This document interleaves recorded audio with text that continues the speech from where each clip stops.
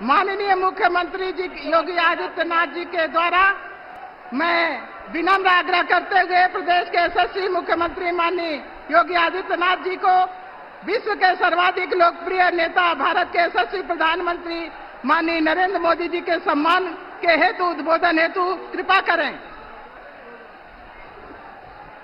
भारत माता की, भारत माता की, भारत माता की। वंदे वंदे वंदे।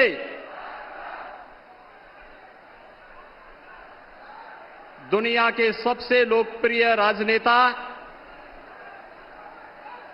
भारत के यशस्वी प्रधानमंत्री आदरणीय नरेंद्र मोदी जी का आज इटावा की इस पावन धरा पर आगमन हुआ है। इस अवसर पर उत्तर प्रदेश के 25 करोड़ जनमानस की ओर से आदरणीय प्रधानमंत्री जी का मैं हृदय से स्वागत करता हूं, अभिनंदन करता हूं। मंच पर उपस्थित भारतीय जनता पार्टी के इटावा लोकसभा क्षेत्र से प्रत्याशी डॉक्टर रामशंकर कठेरिया जी, मैनपुरी लोकसभा क्षेत्र से भारतीय जनता पार्टी के प्रत्याशी श्री जयवीर सिंह जी, कन्नौज लोकसभा क्षेत्र से प्रत्याशी श्री सुब्रत पाठक जी, मंच पर उपस्थित प्रदेश सरकार के सभी मंत्रीगण, सभी माननीय जनप्रतिनिधिगण, भारतीय जनता पार्टी के सभी पदाधिकारीगण, भारी संख्या में इटावा, मैनपुरी और कन्नौज लोकसभा क्षेत्र से जुड़े हुए सभी मेरे मतदाता बहनों और भाइयों, आज हम सबका सौभाग्य है कि भारत माता के अनन्य साधक, भारत के यशस्वी प्रधानमंत्री आदरणीय नरेंद्र मोदी जी का इस भर्तना की भूमि पर आगमन हुआ है। भर्तना आगमन पर आप सबकी ओर से मैं आदरणीय प्रधानमंत्री जी का हृदय से स्वागत करता हूं, अभिनंदन करता हूं। बहनों और भाइयों, लोकसभा चुनाव के 2 चरण संपन्न हो चुके हैं और तीसरे चरण में 7 मई को और चौथे चरण में 13 मई को भारत की जनता जनार्दन के द्वारा लोकतंत्र के इस महापर्व में सहभागी बनकर के भारत के भविष्य के लिए चुनाव करना है। बहनों और भाइयों, लोकसभा चुनाव के दौरान हम इस बात को स्पष्ट देख रहे हैं, देश के अंदर वर्तमान में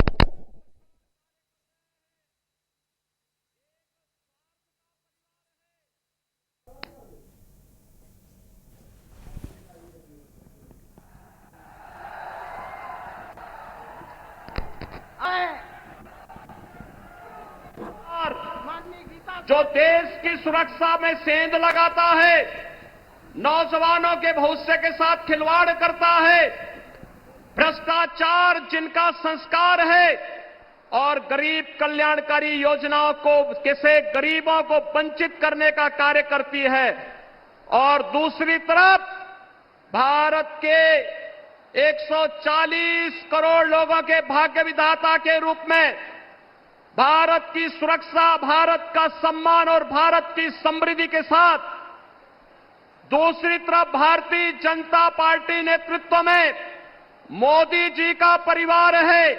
बहनों और भाइयों, पहली बार आपको देखने को मिल रहा है विरासत, विकास और विश्वास का प्रतीक है मोदी परिवार। आज फिर एक बार मोदी सरकार निर्माण की दिशा में तेजी के साथ आगे बढ़ रहा है और आज इसी आह्वान के साथ यहां पर इटावा की इस पावन धरा पर प्रधानमंत्री मोदी जी का आगमन हुआ है। बहनों और भाइयों, ये इटावा की वही भूमि है जिस भूमि पर पहले लोग कहते थे, अयोध्या के बारे में कहते थे कि परिंदा भी पर नहीं मार सकता, लेकिन आज अयोध्या में आपने देखा है रामलला फिर से विराजमान होकर के हम सबको दर्शन दे रहे हैं। एक नया भोर हम सबके जीवन में आया है। पहले यहां पर किस प्रकार की स्थिति थी? विकास के कार्य ठप पड़े हुए थे, अराजकता थी, गुंडागिर्दी थी, बेटी और बहू, व्यापारी, कोई सुरक्षित नहीं था। लेकिन बहनों और भाइयों, आज नए भारत में आप देख रहे होंगे क्या सुरक्षा भी है, सम्मान भी है, विकास भी है। ये सामने ही आप देख रहे होंगे, आपके सामने ये बुंदेलखंड एक्सप्रेस वे है और यह क्षेत्र एक्सप्रेस वे के संजाल के साथ जुड़ करके हर घर नल योजना का लाभ भी प्राप्त कर रहा है। आज इस दृष्टि से विकसित भारत की संकल्पना में आप सब भी सहभागी बन सके, इस दृष्टि से आदरणीय प्रधानमंत्री जी 3 लोकसभा क्षेत्रों में मैनपुरी लोकसभा क्षेत्र जिसका चुनाव 7 मई को है, इटावा और कन्नौज लोकसभा क्षेत्र जिनका चुनाव 13 मई को है, इसके लिए आप सभी जनता जनार्दन के लिए, कमल के फूल के लिए समर्थन मांगने के लिए आपके बीच में यहां पर प्रधानमंत्री जी का आगमन हुआ है।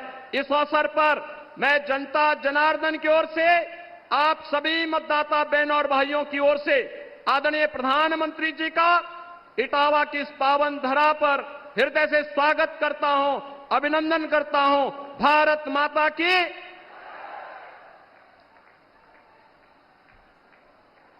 अब मैं भारत के यशस्वी प्रधानमंत्री माननीय नरेंद्र मोदी जी से मैं विनम्रता पूर्वक आग्रह करते हुए जहां पर इटावा में प्रधानमंत्री पहुंचे हैं और उनके साथ में मुख्यमंत्री योगी आदित्यनाथ भी मौजूद हैं।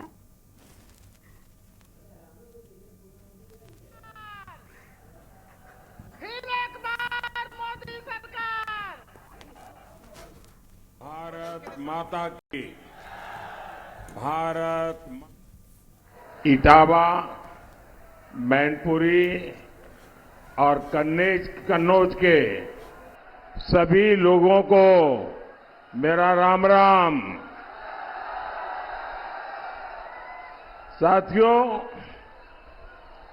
मैं जब इस इलाके में आया हूं तो मुझे 2019 चुनाव के पहले की बात याद आ रही है। पार्लियामेंट का सत्र चल रहा था और पार्लियामेंट के अंदर वो पिछली लोकसभा का आखिरी सत्र था और उसके बाद 2019 के चुनाव के लिए चलना था। तो मुलायम सिंह जी भाषण करने के लिए खड़े हुए और स्वर्गीय मुलायम सिंह जी ने 2019 के चुनाव के कुछ दिन पहले पार्लियामेंट में कहा था और एक प्रकार से वो आशीर्वाद बन गया कि मोदी जी आप तो दोबारा जीत करके आने वाले हैं।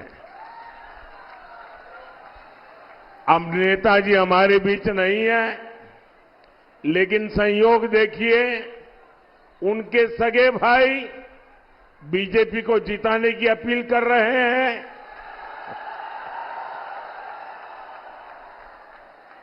उनके दिल की बात जुबान पर आ ही गई। भाइयों और बहनों, मोदी अपने 10 साल के कार्यकाल के बाद फिर एक बार आपसे आशीर्वाद मांगने आया है। आप सबने मेरी मेहनत देखी है, ईमानदारी से आप लोगों की सेवा करना ये मेरा धर्म रहा है। अब मोदी भारत के लिए आने वाले 5 साल ही नहीं 25 साल का रास्ता बना रहा है। भारत 1000 साल के लिए सशक्त हो, मोदी उसकी नींव तैयार कर रहा है। और मोदी ये सब क्यों कर रहा है? क्योंकि मोदी रहे या न रहे, देश हमेशा रहेगा।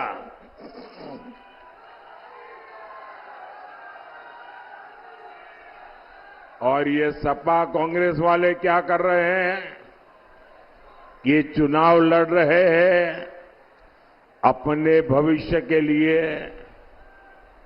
अपने बच्चों के भविष्य के लिए। और मोदी किसके लिए खप रहा है? मैंने तो आगे पीछे कुछ रखा ही नहीं है। योगी जी भी वैसे और मोदी जी भी ऐसे है।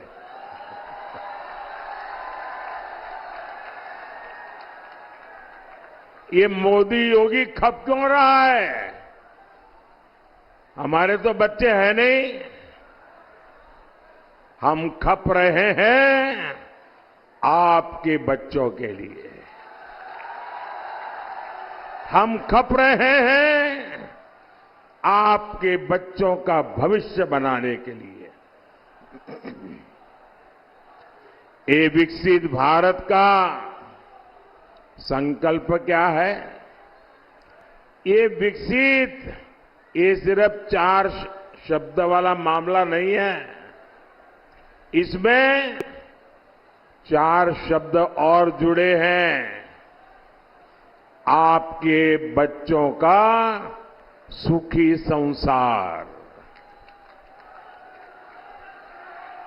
आपके बच्चों की आय, उनका रोजगार, यही तो विरासत है जो मोदी आपके बच्चों के नाम लिखना चाहता है। और साथियों, इन परिवारवादियों की विरासत क्या है?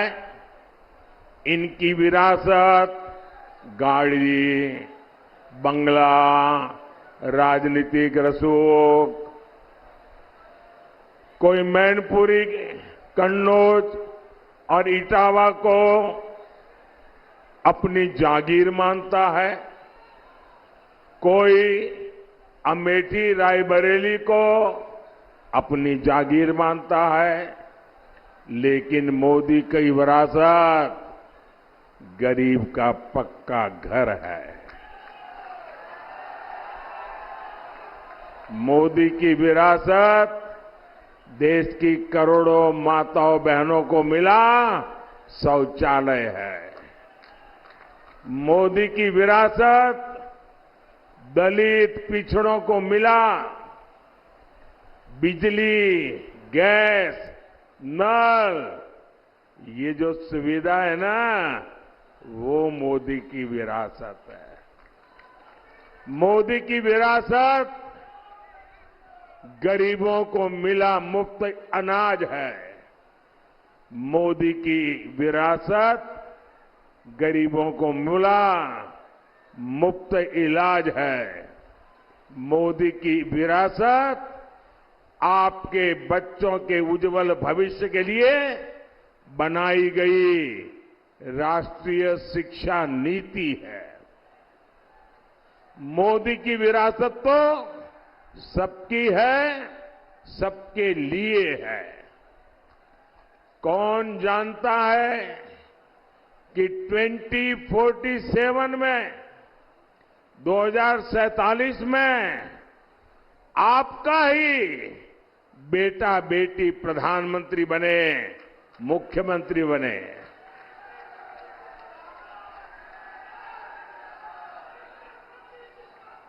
शाही परिवार का वारिस ही पीएम सीएम बनेगा।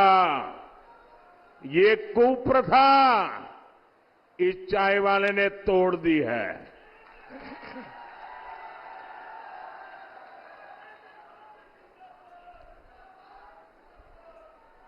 हमारे यहां कभी राजा राम मोहन राय का नाम आता है कि भाई उन्होंने फलानी कुप्रथा तोड़ दी।